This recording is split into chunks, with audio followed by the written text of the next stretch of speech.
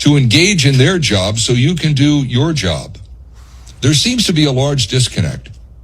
Not sure what's going on, but somebody standing by who does, I think, know what's going on. He is a leadership expert. He is the author of the book, Motivational Interviewing for Leadership. His name is Jason Wilcox, and he joins us now to talk about this phenomena that maybe has been around for a while, but seems to be rearing its ugly head again. And Jason Wilcox, how are you on this glorious Tuesday? I'm doing great, Ken. Thanks for having me on. I'm glad you're here. I've worked with people that just did not want to do their job. They were there. And some days you couldn't find them anywhere, and some days they might come in, do a little this, do a little that, take the long lunch break. It's not a new phenomenon, but it seems to be, again, something that's a real problem. People just checking out at work. Why does that go on? Is it human nature, or is there something going on with the way that particular company could be run? Well, there's definitely a lot of complexities to employee engagement in the first place, and depending on the individual, the organization, the mission, and as well as the leader. Depending on which area you're looking at, normally I look at the leadership and how they impact the employee. There's a lot of things that could be going on, from a leader not engaging the employee and finding ways for them to connect to the work and find where their strengths and values are that engage in what they're looking to do. From, the person not really feeling connected to the mission or feeling like they are part of what's happening, like they have ownership of what's going on. Yeah. Yeah, I mean, I get all that. I like the idea that you have to look at the person that's actually running the place before you can figure out what's going on with the people that he or she has employed. But it used to be, and again, I don't want to go back to the good old days, but it used to be, we'll pay you this amount of money, you give me this amount of work, and everybody goes home happy. That doesn't seem to exist very much anymore, does it?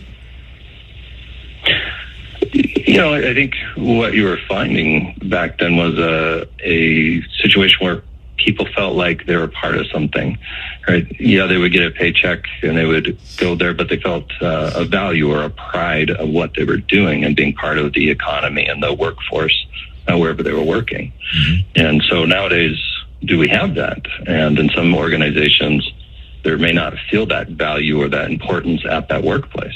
Well, that goes back to the person that's running the place and the quote-unquote culture that he or she sets.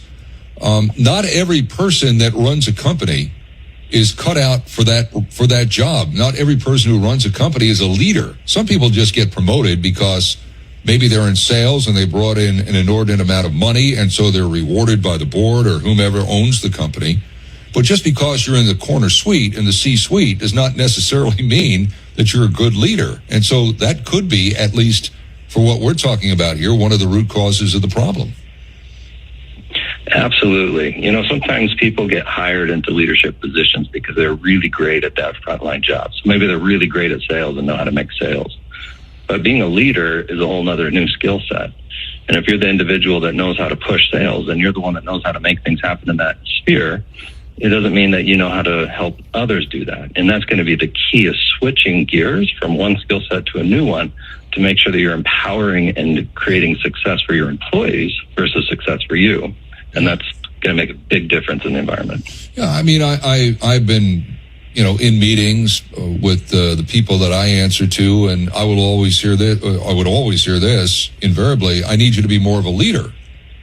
And I said, okay, well, I'll be more of a leader. Where exactly am I leading these people? Because I don't feel like you're leading me anywhere. And of course, that never went over well, but it invariably was the case, particularly in the profession I was in for 45 years, which was television news. And television news, the hierarchy of that particular business is rampant with people in quote-unquote leadership roles that simply just kissed the right butt, made the most money, and all of a sudden now they're in charge of a staff of 150, 200 people. So when you say to an employee, I want you to lead, the employee has to say one of two things. Great, I like what you're doing. I'll pick up the mantra and run with it. Or they say, invariably in my case, well, where are we going? What's the destination? We have all of these things we want to be, but where is it all leading us to? And so I think inside of a company, communication becomes paramount. If you want somebody to work full focused and buy into what you're doing, I think communication is paramount. You have to deliver that message before the message can be received.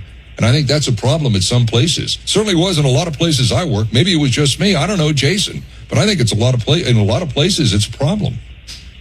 Oh, yeah. You're hitting on one of the things that they're finding in the data is the fact that if you don't have clarity on expectation, mission, and objectives from leadership, it's very difficult to get behind the wheel.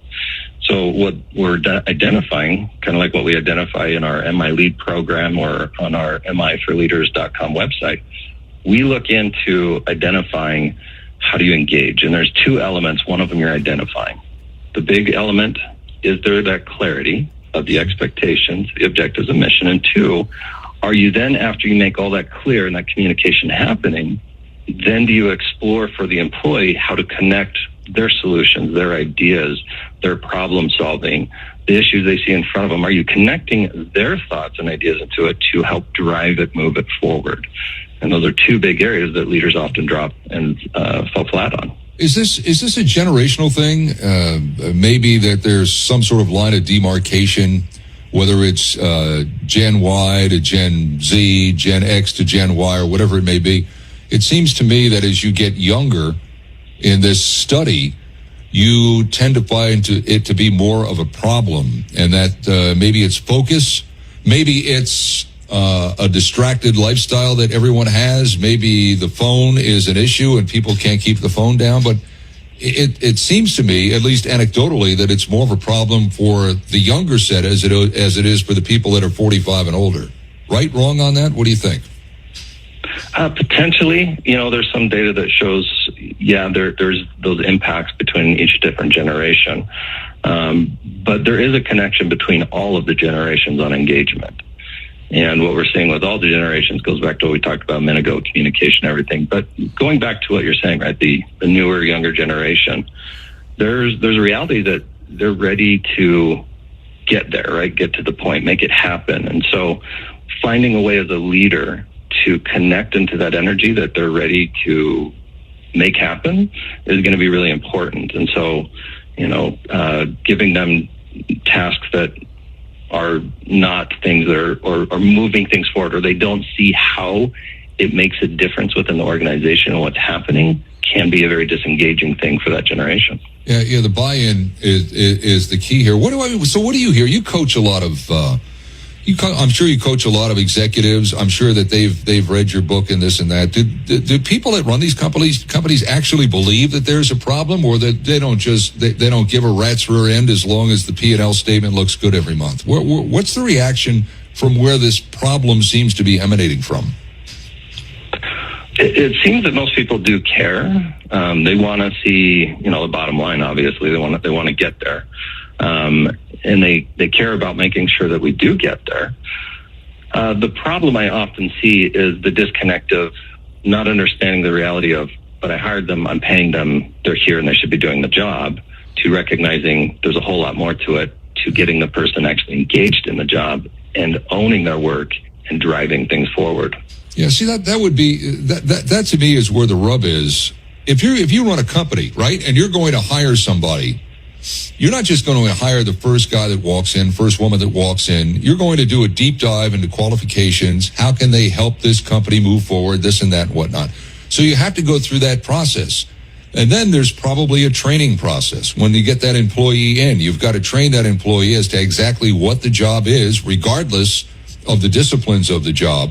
And that takes some time. So let's just say from the start of search to fully trained employee, you're 8 to 9 months down the road. If that employee isn't engaged for, if he or she loses interest in another 6 months, all of a sudden you're back into this cycle where every 18 months you're looking for somebody. And, again, the younger crowd, the under 45 crowd, I think they're more interested in what's the interest here for me, and I don't want my job to interfere too much with my personal life. And I think if the corner suite, the C-suite, would put more work into it, we might not have this problem with disengagement. Now, I've never run an office. I've never been an executive, but it seems to me if they buy into the fact that there is work that goes on as opposed to just hiring somebody and say, we'll pay you every 2 weeks, you and I might not have to have this conversation. Hell, Jason, you could be out of business if it was a little more, there you go. A little more effort put into the corner suite, right? And that would be the dream for the employees, right? That there is no need for the work that I do, that they are being engaged, that people are identifying their values and strengths and pulling them into the work and really driving that forward. Absolutely. Jason Wilcott's our guest, the author of the book, Motivational Interviewing for Leadership. He is a licensed clinical social worker and behavioral health specialist.